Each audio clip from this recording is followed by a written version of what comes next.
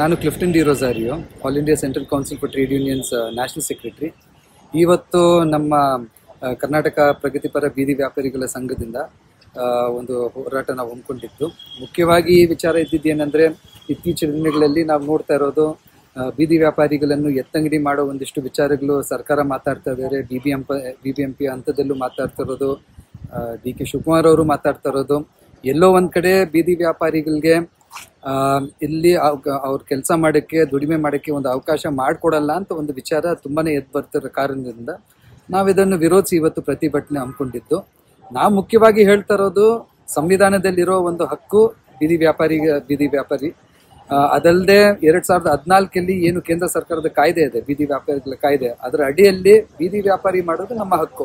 ಯಾವುದೇ ಕಾರಣಕ್ಕೆ ಈ ಕಾನೂನನ್ನು ಉಲ್ಲಂಘನೆ ಮಾಡಿ, ಸಂವಿಧಾನವನ್ನು ಉಲ್ಲಂಘನೆ ಮಾಡಿ ಬೀದಿ ವ್ಯಾಪಾರಿಗಳನ್ನು ಎತ್ತಂಗಡಿ ಮಾಡುವ ಒಂದು ವಿಚಾರ ನಾವು ಸಹಿಸ್ಕೊಳ್ಳಲ್ಲ. ಅದು ಸರ್ಕಾರ ಈ ಮಾತುಗಳನ್ನ ವಾಪಸ್ ತಗೋಬೇಕು.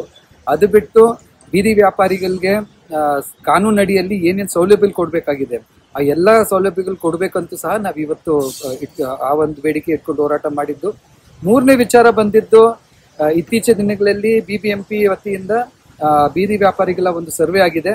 ಆದರೆ ತುಂಬ ಕಡಿಮೆ ಅವ್ರ ಬೀದಿ ವ್ಯಾಪಾರಿಗಳನ್ನು ಅವರು ಗುರುತಿಸಿದ್ದಾರೆ. ಅದರಲ್ಲಿ ತುಂಬಾನೇ ಕಡಿಮೆ ಇರೋ 1 ಲಕ್ಷಕ್ಕಿಂತ ಜಾಸ್ತಿ ಏನು ಬೀದಿ ವ್ಯಾಪಾರಿಗಳಿದ್ರೆ ಬೆಂಗಳೂರಲ್ಲಿ, ಒಂದು 30,000 ಏನೋ ಬೀದಿ ವ್ಯಾಪಾರಿಗಳು ಸರ್ವೆ ಆಗಿರೋದು. ಸೊ ನಾವು ಹೇಳ್ತಾ ಇರೋದು, ಈ ಎಲ್ಲ ಬೀದಿ ವ್ಯಾಪಾರಿಗಳನ್ನು ಕವರ್ ಮಾಡ್ಕೊಂಡು ಸರ್ವೆ ಮಾಡಬೇಕಾಗಿದೆ. ಯಾಕಂದ್ರೆ ಕಾನೂನಲ್ಲಿ ಅದೇ ಬರ್ದಿರೋದು, ಪ್ರತಿಯೊಂದು ಬೀದಿ ವ್ಯಾಪಾರಿಗಳ ಸರ್ವೆ ಮಾಡಿ ಅವ್ರಿಗೆ ಅವಕಾಶ ಮಾಡಿಕೊಡು ಅಂತ. ಸೊ ಒಟ್ಟಾರೆ ಇದೆಲ್ಲ ಸೇರಿ ಇವತ್ತು ಹೋರಾಟ ಆಗಿದೆ.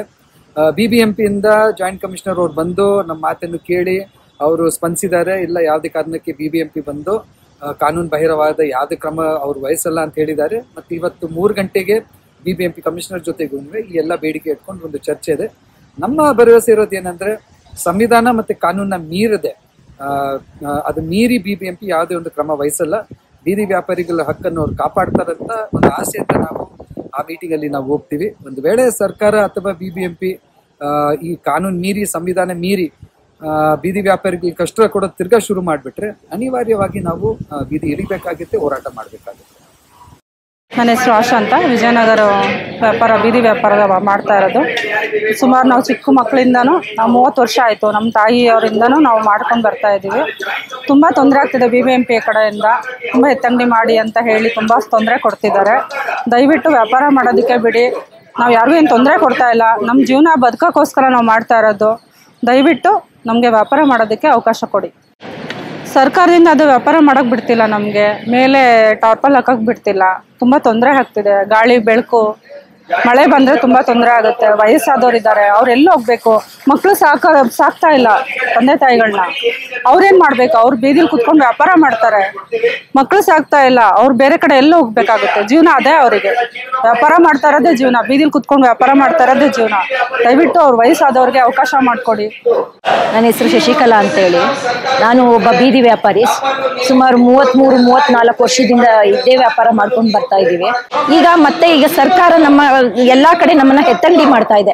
ಆ ಎತ್ತಂಗಡಿನ ನಿಲ್ಲಿಸಿ ನಮ್ಮ ಕೂಗನ್ನು ಕೇಳಿ ನಾವು ಕೂಡ ಈ ದೇಶದ ಒಬ್ಬ ಪ್ರಜೆ ಕೂಡ ಆಗಿದ್ದೀವಿ. ಪ್ಲಸ್ ಈ ನಮ್ಮ ಬೀದಿ ವ್ಯಾಪಾರ ಯಾವುದೇ ರೀತಿಯ ಅನ್ಯಾಯವಾಗಿ, ಅಕ್ರಮವಾಗಿ ನಡೀತಾ ಇಲ್ಲ. ಕಾಲದಿಂದ ನಾವು ಮಾಡ್ಕೊಂಡ್ಬಂದು ಅದರಿಂದನೇ ನಾವು ಜೀವನ ನಡೆಸ್ತಾ ಇದ್ದೀವಿ. ಈ ಜೀವನಕ್ಕೆ ಕಲ್ಲು ಹಾಕ್ಬೇಡಿ ಅಂತ ದಯವಿಟ್ಟು ಎಷ್ಟೋ ಸರಿ ಮನವಿ ಮಾಡಿದೀವಿ. ಈ BBMP ಅಧಿಕಾರಿಗಳಾಗ್ಲಿ, ನಮ್ಮ ಸರ್ಕಾರ ಆಗ್ಲಿ ಯಾವುದೇ ರೀತಿ ನಮ್ಮ ಮಾತಿಗೆ ಬೆಲೆ ಕೊಡ್ತಾ ಇಲ್ಲ. ಆದ್ರಿಂದ ಇವತ್ತು ನಾವು ಈ ಹೋರಾಟ ಮಾಡ್ತಾ ಇರೋದು ಏನಕ್ಕೋಸ್ಕರ ಅಂತಂದ್ರೆ, ನಮ್ಮ ಡಿಮ್ಯಾಂಡ್ಗಳು ಒಂದು 4-5 ಡಿಮ್ಯಾಂಡ್ ಇದೆ.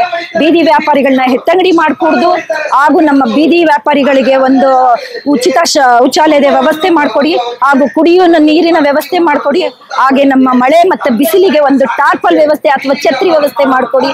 ನಮ್ಮ ಮಕ್ಕಳಿಗಾಗ್ಲಿ ನಮಗಾಗ್ಲಿ ಒಂದು ಆರೋಗ್ಯ ಸಮಸ್ಯೆ ಬಂದ್ರೆ, ಈಗ ಎಲ್ಲಾ ವರ್ಕರ್ಸ್ಗಳಿಗೆ, ಸುಮಾರು ವರ್ಕರ್ಗಳಿಗೆ ಈ ಸರ್ಕಾರದಿಂದ ಒಂದು ಸವಲತ್ತುಗಳು ಕೊಟ್ಟಿದ್ದಾರೆ. ಅದೇ ರೀತಿ ನಮಗೂ ಒಂದು ಸವಲತ್ತು ಕೊಡಿ ಅನ್ನೋದನ್ನ ಈ ಮೂಲಕ ತಿಳಿಸ್ಬೇಕು ಅನ್ನೋದಕ್ಕೋಸ್ಕರ ಈ ಹೋರಾಟನ ನಾವು ಹಮ್ಮಿಕೊಂಡಿದ್ದೀವಿ. ಬೀದಿ ವ್ಯಾಪಾರಿಗಳಿಗೆ ಬೆಂಗಳೂರಲ್ಲಿ ವ್ಯಾಪಾರ ಮಾಡೋದಕ್ಕೆ ಬಹಳ ಕಷ್ಟ ಆಗ್ತಾ ಇದೆ.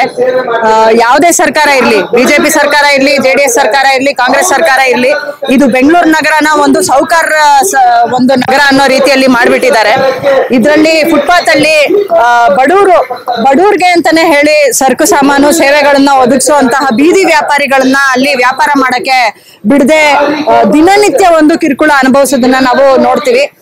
BBMP ಅಧಿಕಾರಿಗಳಾಗಿರ್ಬೋದು, ಪೊಲೀಸ್ ಅಧಿಕಾರಿಗಳಾಗಿರ್ಬೋದು, ಅಕ್ಕಪಕ್ಕ ಶಾಪ್ ಓನರ್ಸ್ ಯಾರಿದ್ದಾರೆ ಅವ್ರಿರ್ಬೋದು, ಅಥವಾ ರೆಸಿಡೆಂಟ್ ವೆಲ್ಫೇರ್ ಅಸೋಸಿಯೇಷನ್ಸ್ ಆಗಿರ್ಬೋದು, ಸತತವಾಗಿ ಬೀದಿ ವ್ಯಾಪಾರಿಗಳ ಬಗ್ಗೆ ಅವರು ಕಂಪ್ಲೇಂಟ್ ಗಳನ್ನ ಮಾಡೋದು, ಬೀದಿ ವ್ಯಾಪಾರಿಗಳನ್ನ ನೀವು ಅಲ್ಲಿಂದ ತೆಗೀರಿ, ನೀವು ಅಲ್ಲಿಂದ ಅವ್ರನ್ನ ತೆರವುಗೊಳಿಸಿ ಅಂತ ಹೇಳಿ ಕಂಪ್ಲೇಂಟ್ ಮಾಡೋದನ್ನ ನಾವು ನೋಡ್ತಾ ಇರ್ತೀವಿ. ಪೊಲೀಸರಾಗಿರ್ಬೋದು, BBMP ಅಧಿಕಾರಿಗಳಾಗಿರ್ಬೋದು, ಅಥವಾ ಈ ಮಾರ್ಷಲ್ಗಳು, ಅವ್ರಿಗೂ ಬೀದಿ ವ್ಯಾಪಾರಿಗಳಿಗೂ ಏನೇ ಸಂಬಂಧ ಇಲ್ಲ. ಅವ್ರು ಬಂದು ಬ್ಲಾಕ್ ಸ್ಪಾಟ್ ಗಳೇನಿದೆ, ಕಸ ಎತ್ತೋ ಬ್ಲಾಕ್ ಸ್ಪಾಟ್ ನ ಅವರು ಕ್ಲಿಯರ್ ಮಾಡ್ಬೇಕಾಗಿರೋಂಥವ್ರು, ಅವ್ರು ಬಂದು ಬೀದಿ ವ್ಯಾಪಾರಿಗಳನ್ನ ತೆರವು ಮಾಡೋದನ್ನ ನಾವು ನೋಡ್ತೀವಿ. ದಿನನಿತ್ಯ ಕಿರುಕುಳನ ಅನುಭವಿಸ್ಕೊಂಡು ಕೂಡ ಇವರು ಕುಟುಂಬಗಳನ್ನ ಸಾಕಬೇಕು ಅನ್ನೋ ಒಂದು ಕಾರಣಕ್ಕೆ ಅವ್ರ ಜೀವನೋಪಾಯಕ್ಕಾಗಿ ಅವರು ವ್ಯಾಪಾರನ ಮಾಡೋಂಥವ್ರು. 2014ರಲ್ಲಿ ಕೂಡ ಬೀದಿ ವ್ಯಾಪಾರಿಗಳನ್ನ ರಕ್ಷಣೆ ಮಾಡಕ್ಕೆ ಅಂತ ಹೇಳಿ ಕಾನೂನನ್ನ UPA ಸರ್ಕಾರನೇ ತಂದಿದ್ದು. ಆದ್ರೆ ಇವಾಗಿರುವಂತಹ ಕಾಂಗ್ರೆಸ್ ಸರ್ಕಾರನೇ ಅವ್ರನ್ನ ತೆರವು ಮಾಡ್ಬೇಕು ಅಂತ ಹೇಳಿ ಹೇಳಿಕೆಗಳನ್ನ ಮಾಧ್ಯಮದಲ್ಲಿ ಕೊಡ್ತಾ ಇರೋದನ್ನ ಕೂಡ ನಾವು ನೋಡ್ತೀವಿ.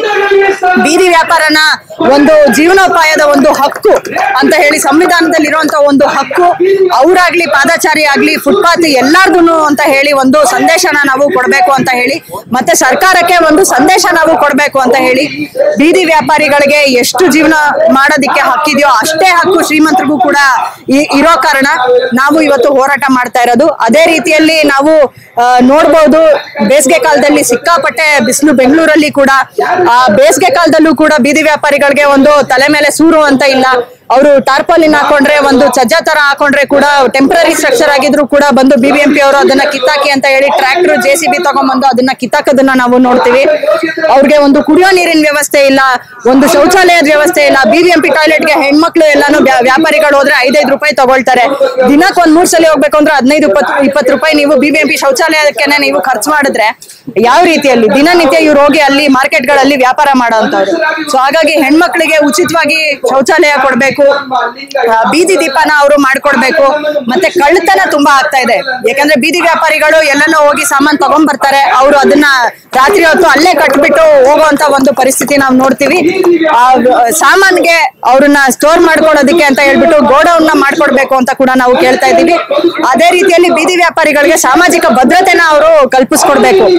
ಹೇಗೆ ಬೇರೆ ಕಾರ್ಮಿಕರಿಗೆ ESI, PF, ಪೆನ್ಷನ್, ಅವ್ರ ಮಕ್ಕಳಿಗೆ ಪೆನ್ಷನ್ ಕೊಡುವಂತದ್ದು, ವಿದ್ಯಾರ್ಥಿ ವೇತನ ಕೊಡುವಂತದ್ದು ಏನಿದೆ, ಅದನ್ನ ಅದೇ ರೀತಿಯಲ್ಲಿ ಬೀದಿ ವ್ಯಾಪಾರಿಗಳಿಗೂ ಕೂಡ ಸಾಮಾಜಿಕ ಭದ್ರತೆನ ಅವರು ಕಲ್ಪಿಸ್ಕೊಡ್ಬೇಕು ಅಂತ ಹೇಳಿ ನಾವು ಕೇಳ್ತಾ ಇವತ್ತು ಹೋರಾಟನ ನಾವು ಮಾಡ್ತಾ ಇರೋದು.